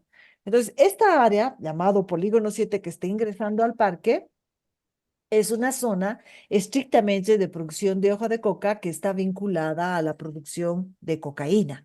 Y esta es una dinámica global que los propios campesinos, los sindicatos productores de hoja de coca, no la pueden controlar. Es más, los ha vinculado a una dinámica global. Entonces, ¿cuál es la importancia de este proyecto carretero en el contexto del gobierno de Evo Morales? La importancia es que Evo Morales viene de estas zonas. De ese polígono 7 que les he nombrado, 2 ríos anteriores, entramos a una región que es Terazama y la tierra de ocupación de la cual siempre Evo Morales hablaba para hacer sus grandes conferencias y demás se llama Villa 14. Villa 14 está ahorita, porque ya el camino está bastante bien hecho, de Villa 14 a las puertas de ingreso del Tinis, o sea, el río Isiboro, es 1 hora. O sea que antes era más difícil, porque antes no había, el camino no estaba claro, había que bajarse en cada río, cruzar en una canoa, costaba más llegar. Pero como hoy día ya está la carretera y ya han hecho puentes sobre toda esta zona, entonces estamos hablando de una distancia de 1 hora, 1 hora y media. Por eso es que Evo Morales sí tiene memoria de este parque, sí tiene relación, porque alguna vez él lo ha dicho, nosotros cuando hemos llegado y yo era secretario de deporte, iba a jugar fútbol con los indígenas. Claro que él tiene relación. Entonces, lo que pasa es que Evo Morales corresponde justamente a esta dinámica de producción de hoja de coca que está ingresando por la zona sur del Timnis, que está vinculada esa producción de hoja de coca a la producción de cocaína y básicamente la gran expectativa de todas estas sindicatos que están integrados y articulados a las subcentrales y federaciones del Trópico de Cochabamba es justamente avanzar hacia el norte para convertir esta área de gran valor ecológico, que es una de las áreas mejor conservadas, en deforestación y producción de hoja de coca. Evo Morales forma parte de ese proyecto. De ahí es que tal vez quienes nos están escuchando, tal vez si es que se han enterado de este conflicto, hay una especie de video que Evo Morales dijo allá por los años 90 cuando ya el gobierno estaba definiendo claramente esta área protegida y que no podían intervenir así nomás para deforestar. Entonces, Evo Morales tiene un video que es muy elocuente y dice, el Isiboro Secure es nuestro. Las áreas protegidas es un cuento para los ambientalistas que quieren que no nos desarrollemos. Es nuestro y lo vamos a tomar, porque es para que nosotros nos desarrollemos. Entonces, a mí me parece como el proyecto toma mayor envergadura justamente por estas características, ¿no? De ser un presidente que está ligado localmente a estas dinámicas de la región. También me gustaría hacer una segunda consideración en la pregunta que has hecho, Juliana, a los compañeros de Colombia, cuando dices, ay, ¿no habrá una especie de tensión entre el mundo campesino que quiere, necesita, digamos, de deforestar para sus actividades de producción agrícola y la conservación? Y bueno, he escuchado con mucha atención la respuesta que ha dado Jesús, que es activista, y también la colega que viene de Colombia, que es más una persona que trabaja con bases de información y demás. Hay algo que me parece altamente relevante, porque también en el territorio Tibnis hay pues este problema, ¿no? ¿No será que las actividades de los indígenas pueden estar presionando sobre estas áreas de gran conservación que hacen que justamente este territorio también sea a la vez un parque nacional?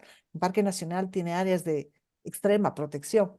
Entonces, este es un tema muy discutido por los propios indígenas. Y a mí me gustaría compartirles una idea que, lastimosamente, como no está Hernán, sí quiero hacerla. Porque los indígenas siempre han considerado que sí pueden hacer coincidir sus iniciativas con las iniciativas de protección al medio ambiente, pero también sienten tensión con las narrativas y las visiones de lo que es áreas protegidas y medio ambiente, porque ellos como indígenas quieren desarrollo. Y por eso quieren entrar a iniciativas de aprovechamiento forestal, iniciativas de lo que es ganadería. Esos puntitos que les he mostrado en el mapa estos proyectos productivos son de ganadería, apicultura, son también de aprovechamiento forestal y también en la zona arriba del Sécure, que es una de las, realmente es una zona muy bien conservada, hay un proyecto de ecoturismo que se llama pesca salvaje que atrae turistas de muchos lugares del mundo en una región muy bendecida.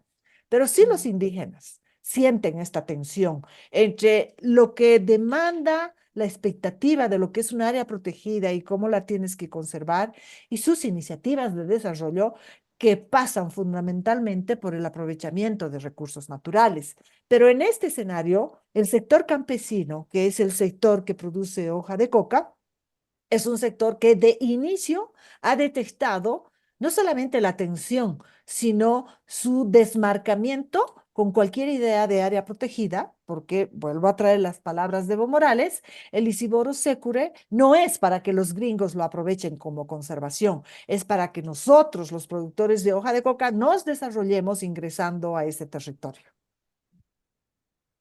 Sí, bueno, muchas gracias. Estamos ya un poco avanzados en el tiempo, pero hay, pues, muy breve una pregunta. Había, eh, o para los de afuera hay la imagen muy puesta a la cabeza, es la marcha en 2011 de los indígenas del Tibnis para insistir que no se construye la carretera en la manera como estaba planificada por Evo Morales, sino ellos mismos habían propuesto una alternativa que solamente tope una pequeña parte de la parte en el oeste.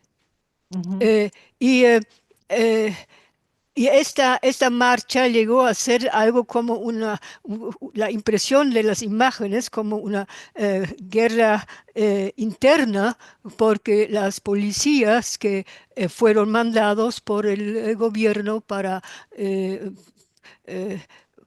ver que para que la gente no, que quería ir a Bolivia, a La Paz y protestar ante el gobierno, que ellos no avancen. Y había realmente una situación terrible la campanina era después el símbolo de eso. Entonces, tú puedes muy brevemente escribir cómo eso después de esta marcha y después de esta violenta encuentro con la policía y con Evo Morales, cómo esto ahora se ha desarrollado en el TIPNIS después del 2011-2012. Sí, yo terminé mi presentación con un mapa donde les decía por dónde va a pasar la carretera, que Mm, justamente va a pasar por la zona núcleo núcleo. donde no están las comunidades, no están sus proyectos productivos. Entonces terminé diciendo a quién va a beneficiar esta carretera. Entonces, esta carretera va a beneficiar a las dinámicas que se han producido ya en el polígono 7, que es las dinámicas de producción de hoja de coca y de deforestación al interior de este territorio, que se estaría trasladando a la zona de mayor conservación. Entonces, ese mapa muestra claramente que esa carretera no va a beneficiar a las comunidades, sino más bien las comunidades propusieron un proyecto de carretera que iba orillando el río. Lógico, que venga por donde nosotros estamos. Si dicen que la carretera nos va a beneficiar, que venga por donde nosotros estamos, no que nos hagan ir a 2 días de camino para llegar a la carretera. O sea, ¿dónde se ha visto que uno va a caminar 2 días para llegar a una carretera? Y este fue un importante elemento de la pelea y la disputa. A partir de eso, las comunidades decidieron salir en marcha para demandar de que no se haga ese camino carretero justamente por la zona mejor conservada y más bien plantear que existan otras alternativas de carretera.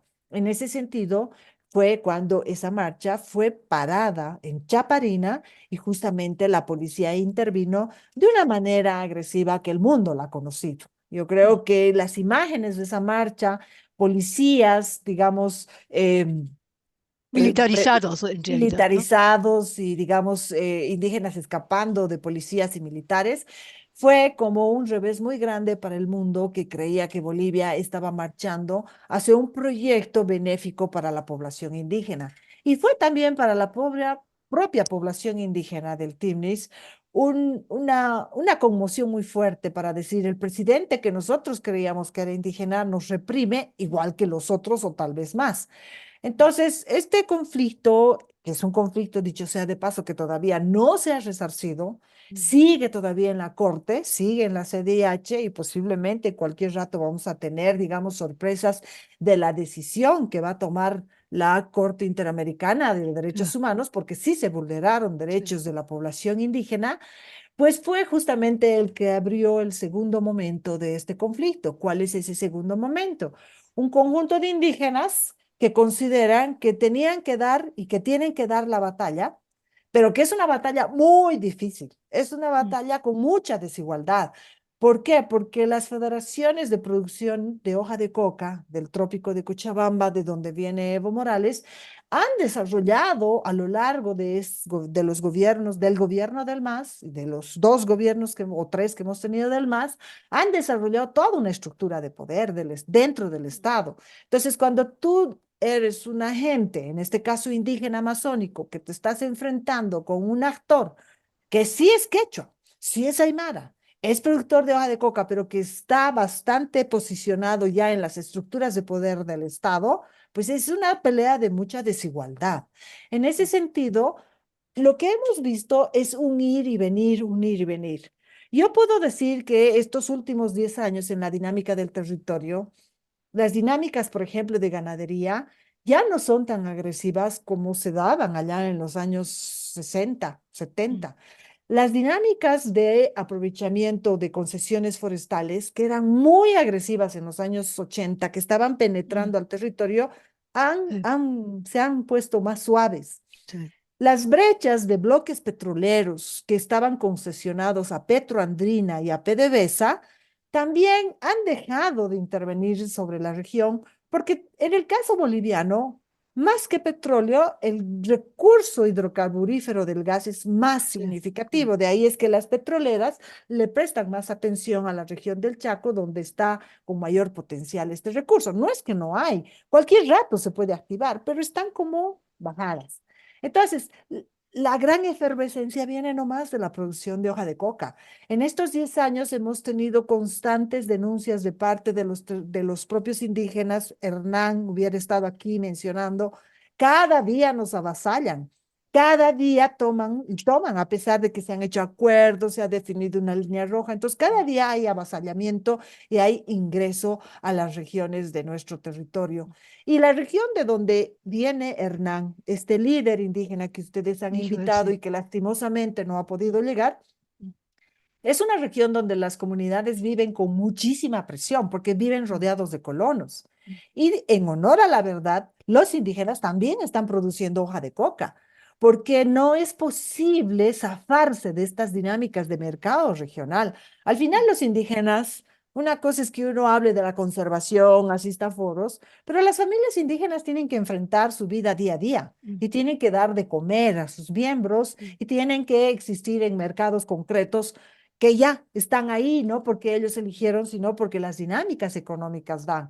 Entonces, lo que podemos decir es que están viviendo con demasiada presión, están viviendo con demasiadas, digamos, fuerzas políticas que a veces los acallan, otras veces les hacen indignar, están avasallando el territorio y básicamente hasta ahora, por suerte, esa dinámica de la parte del polígono 7 no se ha trasladado a la zona mejor conservada, por suerte. Pero este de por suerte es poco, si ustedes quieren, es poco académico, ¿no? Decir por suerte. Es que yo no encuentro más palabras. Yo creo que en realidad también el hecho de que la sociedad boliviana haya reaccionado hasta este conflicto hace también que las federaciones del Trópico de Cochabamba se hayan visto limitadas en esta aspiración que tenían y que tienen de tomar todo el Isidoro Fécure como toda esa parte de la mejor conservada justamente para desarrollar sus actividades de producción de hoja de coca. Como antes en el Chapare, ¿no? Ya. Es del Chapare. Bueno, es el Chapare, sí. Bueno, muchas gracias, Elena. Nos has dado una visión muy diferenciada de esta situación en el Parque Nacional Isidoro Sécuro y Tipnis. Y las cosas no son así nomás de blanco y negro, pero en todo caso una decisión de un presidente como Evo Morales, que a la vez ha sido siempre presidente de los sindicatos cocaleros, ¿no? Eso hay que tomar en cuenta que sea absurdo casi, ¿no? Que siempre ha promovido esta política. Bueno, si los comparamos los dos ejemplos, vemos las similitudes que tienen que ver con las regiones de reservas, de protección, pero las actitudes ya son bastante diferentes, las posiciones. Si escuchamos los campesinos en Jesús en Colombia, entonces ahí nos da una visión así casi romántica con las relaciones con los indígenas, mientras eso no se puede decir de lo que pasa en el Tipnis. Entonces, es bien importante ver las diferentes, claro, la situación de los ganaderos, la entrada en el Tipnis por parte de ganaderos de la región de Trinidad. Yo estuve ahí presente cuando hubo una asamblea de todos los representantes del Tipnis enfrentándose a ganaderos que estaban entrando ahí. Entonces, hay realmente explicaciones muy diferentes en situaciones que a la vez tienen similitudes. Y yo creo esto da una buena visión a la Amazonía, que siempre desde acá nos vemos muchas veces algo muy sí, unánime, muy similar casi todo, ¿no? Mientras si vemos los ejemplos mismos, vemos la región misma, vemos las políticas también de las activistas, entonces vemos qué diferencias hay en la misma Amazonía, ¿no? Y en esas partes que conocemos ahora y las partes mucho más grandes, siempre estamos hablando de la Amazonía brasilera, por supuesto, eso siempre está aquí en Alemania muy presente, pero es importante también ver estas diferentes caras de la Amazonía. Bueno, estaremos ahora terminando esto y llamo a María Ángela para recolecta y nos presenta las preguntas que han hecho los visitantes. Sí, bueno, ¿me escuchan, verdad? Sí, Sí, ¿no? Ok. Bueno, tengo varias preguntas para los tres referentes. Eh, Voy a ir haciendo de una en una para cada uno, para que cada uno tenga oportunidad de hablar. Bueno, em, para Margie, una que dice así, dijiste que el proceso de paz ha acelerado la deforestación. ¿Puedes explicar cómo sucede esto o por qué? Sí, yo quisiera compartir un segundo mi pantalla para mostrarles algo. Espero que ya la estén viendo, y es las cifras de deforestación en todos los países de la región y algunos hitos importantes. Y uno ahí puede ver claramente que esos hitos están asociados con cambios en las tendencias de deforestación. En el caso de Colombia, el acuerdo de paz se firmó en el año 2016 y a partir de ese momento empezó a haber un incremento en la deforestación. Eh, Porque ahí hay algo que el colega Jesús decía hace un rato, y es que sí había un acuerdo tácito de gobernanza en la zona que estaba asociado a la presencia de la guerrilla de las FARC, y que hacía que los bosques se conservaran porque era parte de las directrices de gobernanza de ese grupo armado. Al no estar ellos y al firmarse el acuerdo de paz, las tendencias cambian. Y en este momento hay un cambio otra vez en las tendencias, que está asociado con las negociaciones de paz que está actualmente llevando el gobierno de Colombia con el ELN, con las disidencias de las FARC que están representadas en el Estado Mayor Central y en otros grupos, y con otros grupos al margen de la ley. Eso hizo que hubiese un cambio en las tendencias de deforestación que están reflejadas en un decrecimiento desde el año 2021. Creo que eso es lo que podría mostrarles específicamente frente a la pregunta que nos hacen en el chat. Ok, ahora una pregunta a Jesús. Em, ¿Puede explicar la relación armoniosa entre los colonos y los indígenas? ¿Cómo surgió eso? ¿Existen formas organizativas de articulación compartida entre colonos e indígenas? Jesús. Sí, ¿cómo se maneja el tema acá? Los colonos, la mayoría, están adscritos a las juntas de acción comunal, que es la organización de base, es la expresión más pequeña del Estado en las comunidades. Y las comunidades indígenas pues están protegidas por sus resguardos indígenas, y eso ha sido muy respetable. O sea, un ejemplo, para Calamar, digamos un ejemplo, con los resguardos indígenas que hay, no ha habido ningún inconveniente y las relaciones son muy buenas. Inclusive ha habido interculturalidad, hay diálogo de saberes, se hacen ejercicios coordinados para algunos temas de desarrollo. Entonces aquí no ha habido ninguna conflictividad. Caso diferente a San José del Guaviare, al Retorno, que así ha habido de pronto conflictividad con el tema de respeto por las delimitaciones de zona de reserva campesina con resguardos indígenas. Digamos, en la ciudad capital, San José, se vive muy fuerte el fenómeno de aculturización de los Nucab Macú y de los Hu. mm, e inclusive tenemos la población con los infantes, con el tema de ya consumo de sustancias psicoactivas, con el tema también de estar en la mendicidad, muchas cosas.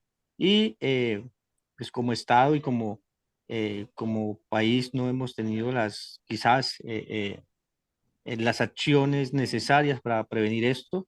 Además también de que la violencia a ellos los afectó mucho, digamos, en el resto del departamento. Pero frente a Calamar no, frente a Calamar hemos sido bendecidos y afortunados que hemos tenido una interculturalidad y un trabajo en equipo excelente. Muchas gracias, Jesús. Sarela, una pregunta clave, pues importante. Yo sé que ha explicado bien cómo ha sido el proceso en el TIPNIS, pero creo que sería importante recalcar este aspecto de hasta qué punto la invasión al TIPNIS ha sido legal o ilegal, brevemente. Gracias.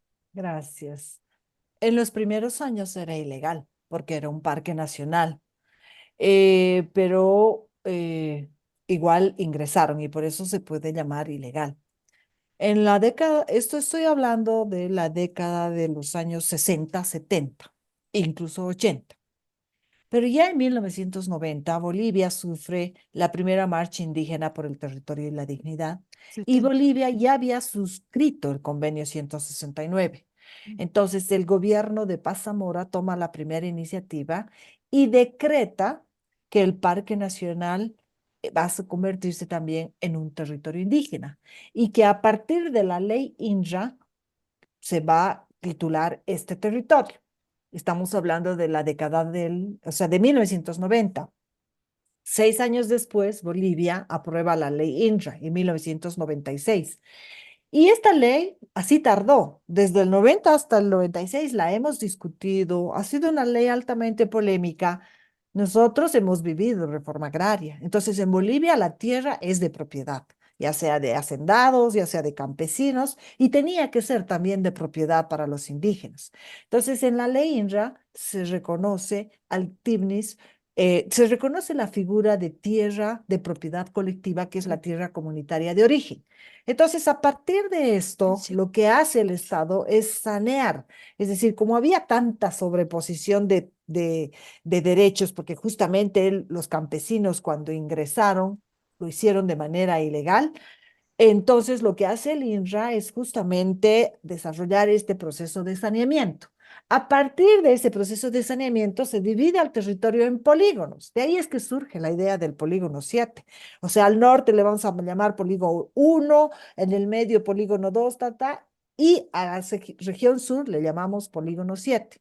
Entonces, lo que hace la ley INRA es sanear. Y este saneamiento ha significado la consolidación del derecho propietario de los productores de hoja de coca. O sea que si al principio no había derecho propietario y era una figura de ocupación ilegal, con la ley INRA y la consolidación del territorio, todo lo que es este polígono 7 que les he mostrado, ya es una consolidación del derecho propietario de los productores de hoja de coca. Ok, muchas gracias, muy claro. Ay, ¿me Eh, dejas preguntar? ¿Pero qué es pues con la colonización? ¿Acaso eso no fue dirigido por el Estado en, No. en 53? No, porque en Bolivia tú tienes una política que es la colonización dirigida, Sí, justamente, y la colonización espontánea. Y el TIPNIS obedece a una espontáneo. colonización espontánea, que no es el Estado el que está dando, sino es iniciativa de los propios campesinos. ok, muchas gracias, Sarela. Margie, nuevamente, uno de nuestros participantes, aquí los que nos están en el público, una persona del público, hizo el siguiente comentario, que hay una diversidad de argumentos de Jesús que en parte se contradicen con algunos de los aspectos que usted nos refirió.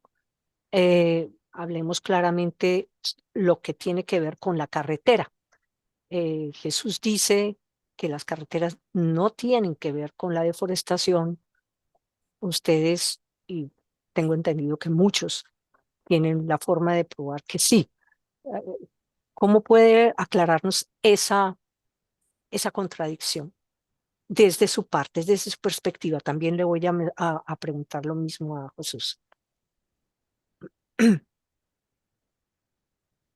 Gracias, María Ángela.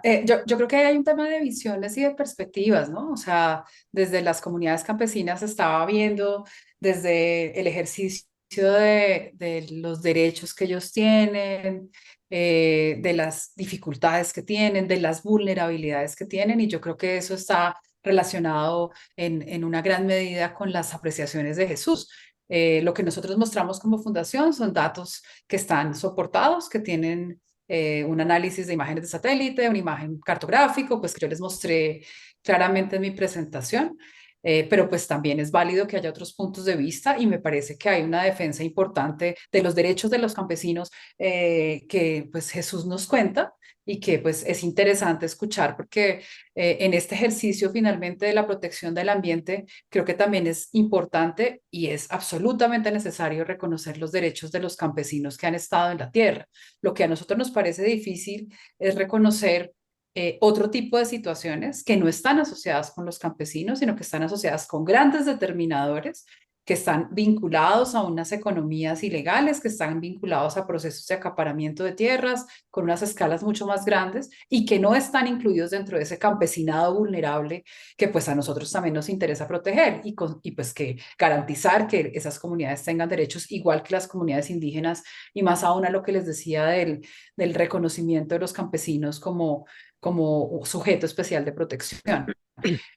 Sin embargo, pues no este es un momento de decir quién tiene o no la razón, porque No. finalmente nosotros estamos mostrándolo con la información que tenemos y creo que también es interesante que las personas que nos están escuchando reconozcan esas diferentes perspectivas y también se hagan una idea de cuáles son los diferentes escenarios para poder identificar esas rutas y las necesidades también que están asociadas a esas rutas y que Jesús nos está contando y nos ha contado muy bien en su presentación.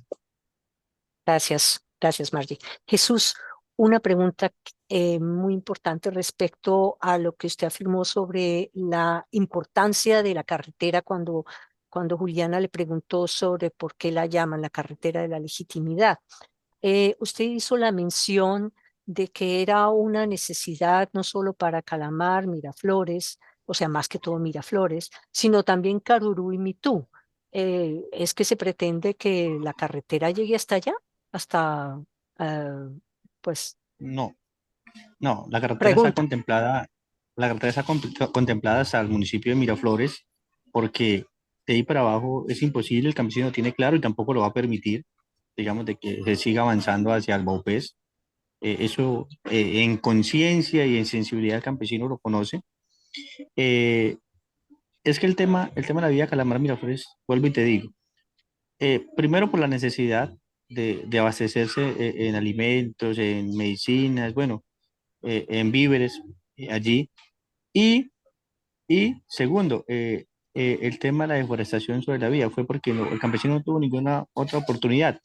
El campesino hubiera tenido oportunidades de tener turismo de investigación, etnoturismo, economías forestales, etcétera, etcétera, que es lo que tanto promulga el gobierno y lo que tanto se vende al mundo para que los cooperantes aporten. Hombre, esa carretera existiría como está, pero los focos de deforestación serían más pequeños. E inclusive, el campesino está en la disposición de llegar a acuerdos en que si hay otra opción de economía, ellos pueden volver a reforestar, convertir eso en un corredor verde, sembrarlo de árboles, etcétera, etcétera. Hay la disposición, sino que la deforestación fue fruto de una circunstancia difícil de economía. Además que cuando se acabó la coca en gran proporción, estos campesinos llegaron a unos acuerdos con el gobierno nacional, que era el Plan Nacional de Sustitución de Cultivos de Uso Ilícito, que nació en el marco del acuerdo de paz, pero que el Estado colombiano no le cumplió al campesino, lastimosamente. Entonces, todos esos sucesos llevaron a ese fenómeno. Muchas gracias, Jesús. Starela, eh, la pregunta es súper importante. ¿Cuál sería la mejor salida respecto al TIPMIS?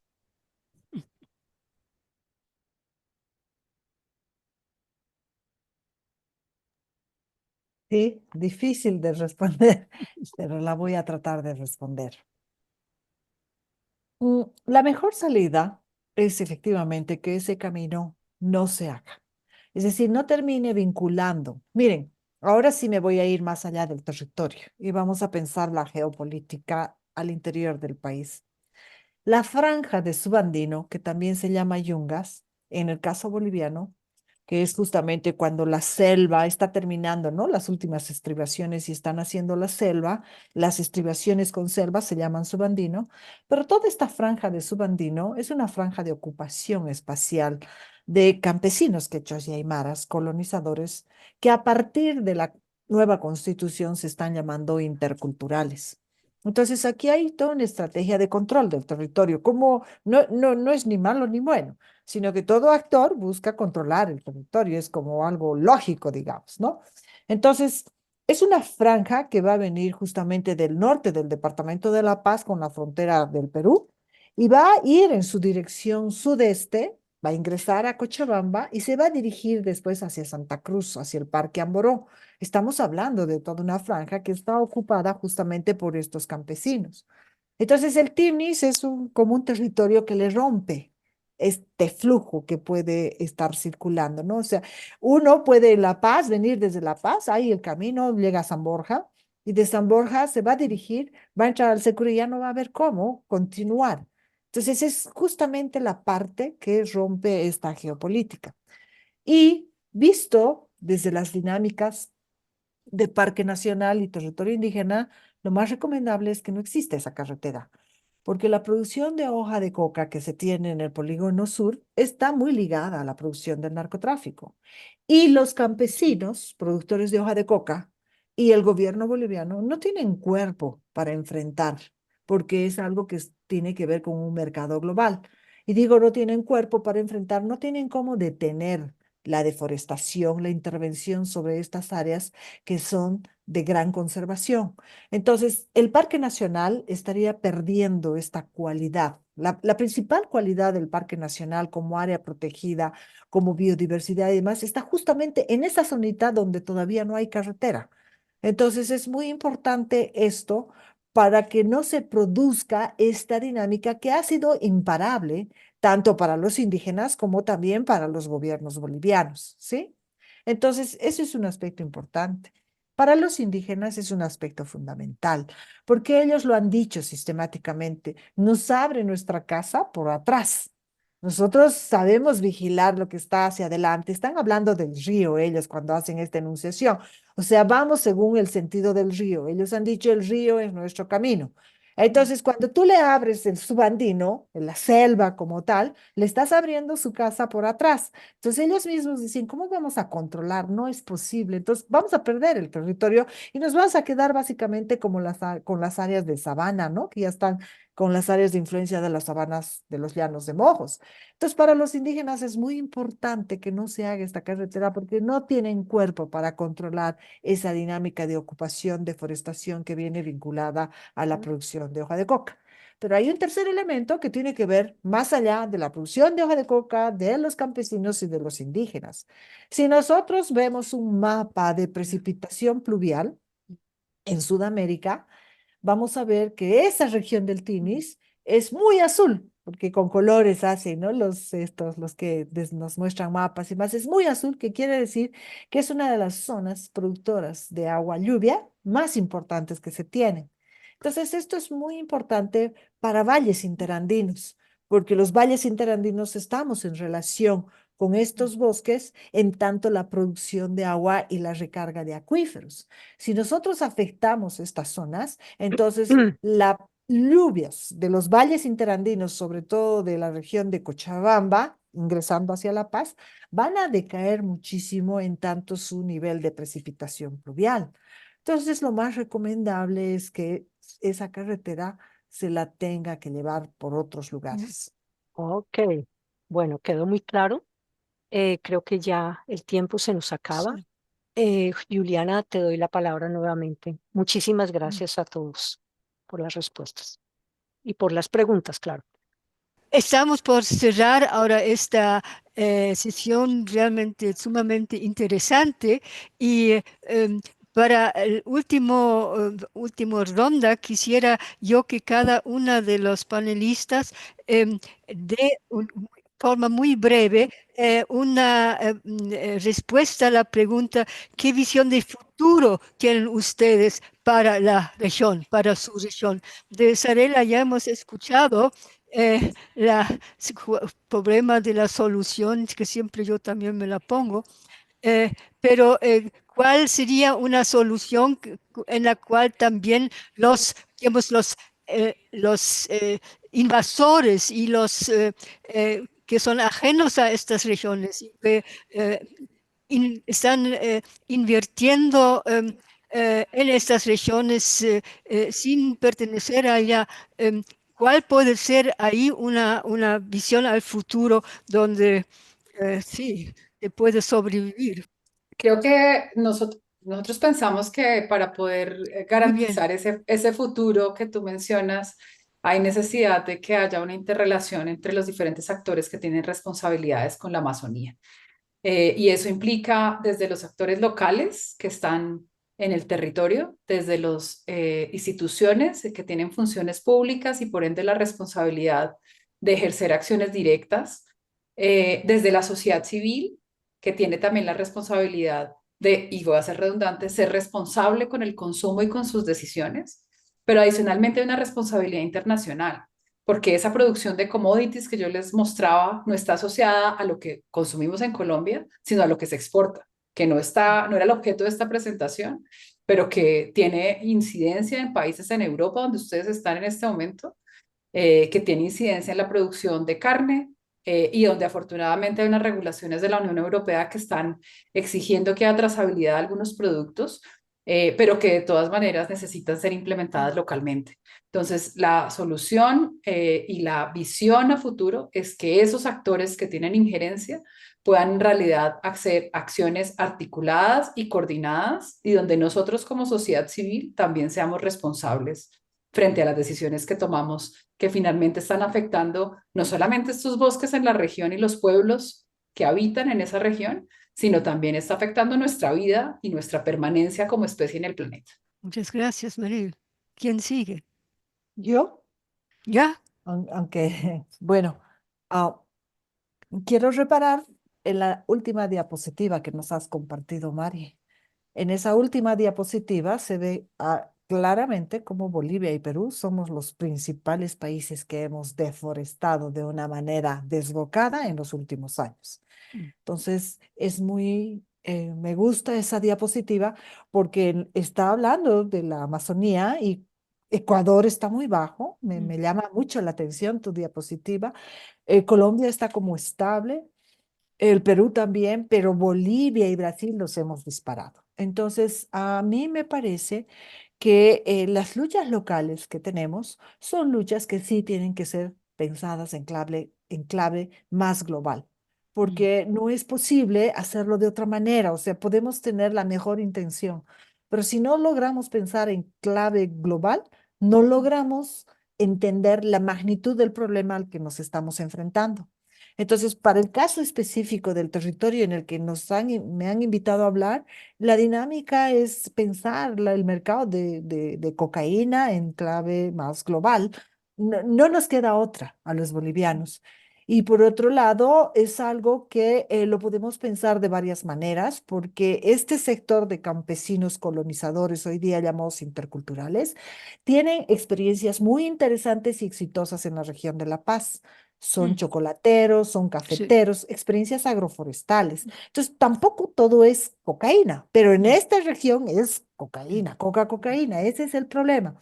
Entonces, creo que aquí necesitamos hacer muchos esfuerzos para ver que hay sectores campesinos, quechos y aymaras que han ocupado las selvas bolivianas y que no todos se han ido de manera tan cerrada a la producción de hoja de coca y que tienen experiencias exitosas agroforestales. Entonces, sí necesitamos darle más importancia, más fuerza a aquello y sí necesitamos vincularnos con estos escenarios más globales porque efectivamente los problemas que hemos tenido en Bolivia de los últimos años, este que está pasando con incendios que se acercan a las 10.000 hectáreas, 10 Sí. millones de hectáreas, o sea, para nosotros Ya. es que está pasando, Increíble. está muy ligado a toda la dinámica del agronegocio Sí. de Brasil, o sea, el Acre, Rondônia, Mato Grosso del norte y Mato Grosso del sur. Entonces, esta es una escala donde necesitamos tejer alianzas con actores locales, porque el destino de la Amazonía va a ser un destino de desertificación, lo sabemos, si seguimos este ritmo. Entonces, yo, la verdad, no tengo muchas respuestas. Sí creo importante, a un autor le escuché decir, tenemos que amazonizar nuestros corazones. De verdad creo que es muy importante. No sé cómo se hace. Lo único que les puedo decir es que yo trabajo muchísimo en la Amazonía y cada vez que estoy en la Amazonía y viajo en la Amazonía, mi, mi espíritu se pone de otra manera porque logro sentir esta Sí, región.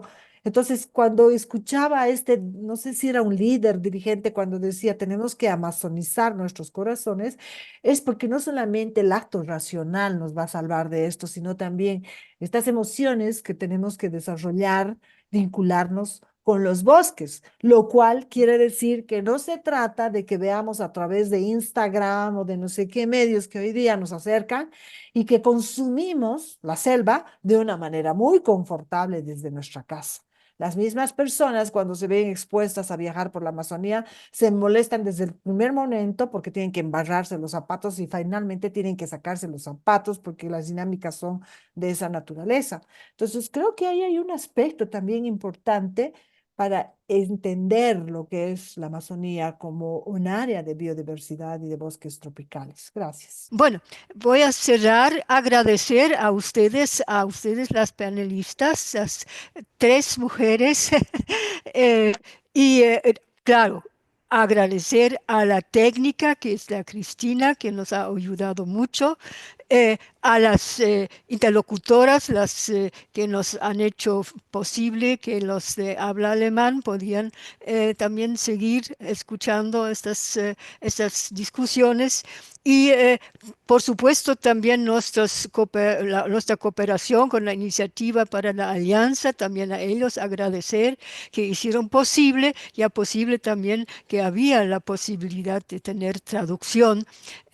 Entonces, ahí y a todos los compañeros y compañeras del LAF que nos han apoyado tanto. Y también a las amigas en Bolivia que por lo menos para nosotros han sido muy importantes para hacer las comunicaciones al TIPNIS y a la situación tan dramática que actualmente está viviendo el país allá.